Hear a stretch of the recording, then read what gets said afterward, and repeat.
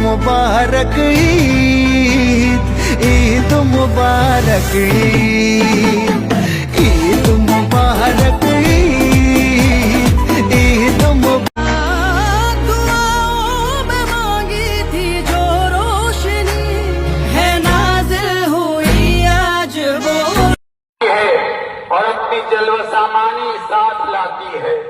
शरीयत मुतहरा की रोशनी में कुर्बानी का जज्बा बंदे मोमिन के दिल में उभरता है और वो अल्लाह की रजा के लिए सुन्नत इब्राहिमी को ताज़ा करता है।